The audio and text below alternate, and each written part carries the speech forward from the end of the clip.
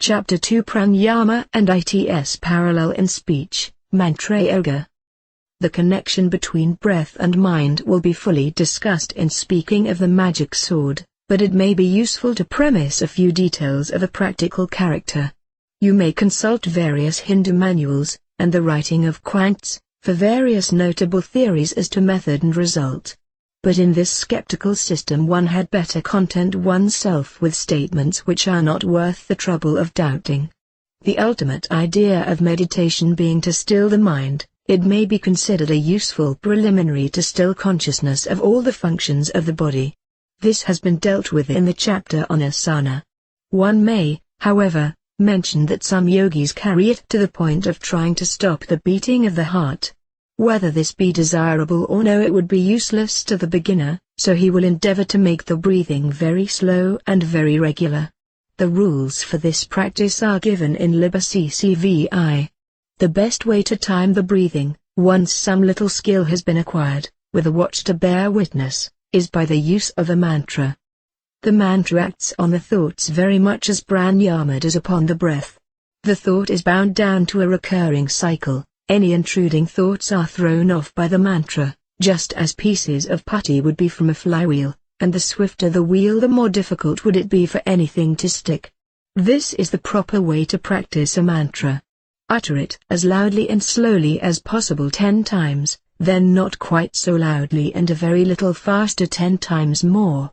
Continue this process until there is nothing but a rapid movement of the lips. This movement should be continued with increased velocity and diminishing intensity until the mental muttering completely absorbs the physical.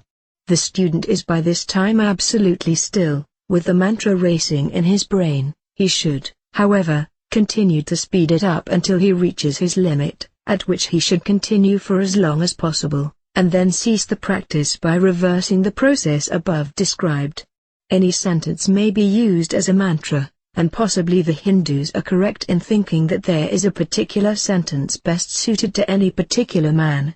Some men might find the liquid mantras of the Quran slide too easily, so that it would be possible to continue another train of thought without disturbing the mantra. One is supposed while saying the mantra to meditate upon its meaning.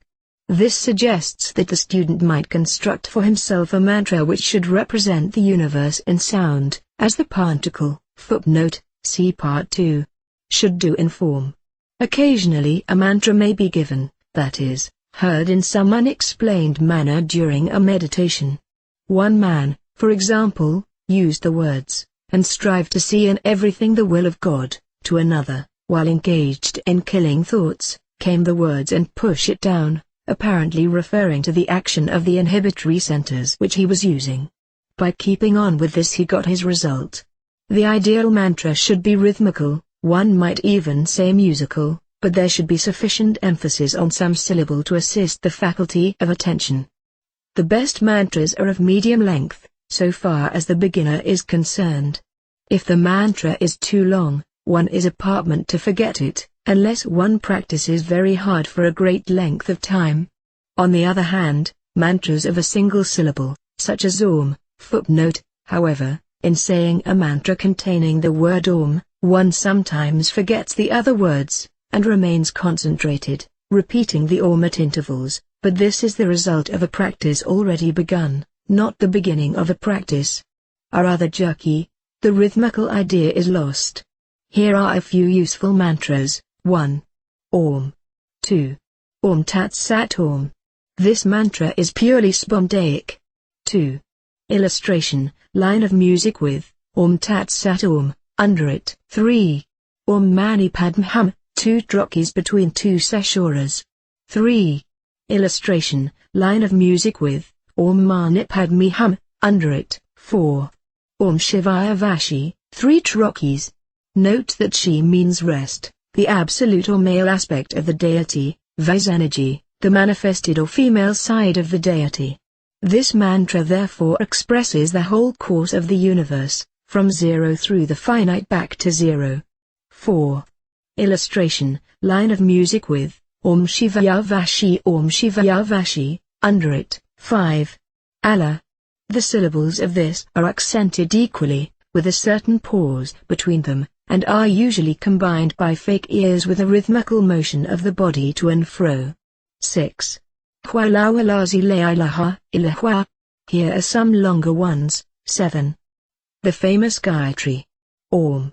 Dat Savich Avan Yambago Devasyadamaya Yona Pratyade at. Scan this as Trochake Tetrameters. 8.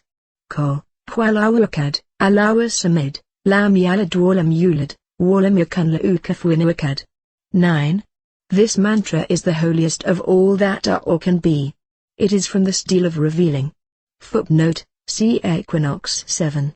Akaduatu Furba by AHFU 9. Dudanarafan Nutaru.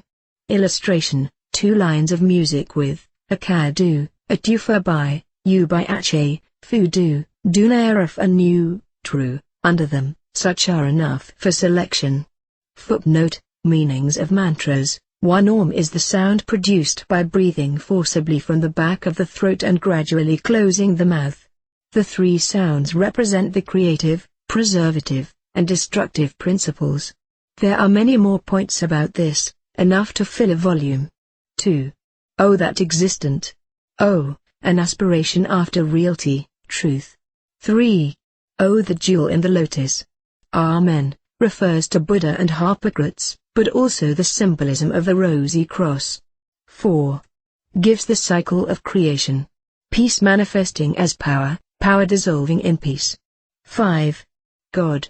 It adds to 66, the sum of the first 11 numbers. 6. He is God, and there is no other God than He. 7. Oh! Let us strictly meditate on the adorable light of that divine Savitri, the interior sun, etc. May she enlighten our minds. 8. Say, He is God alone. God the Eternal. He begets not and is not begotten.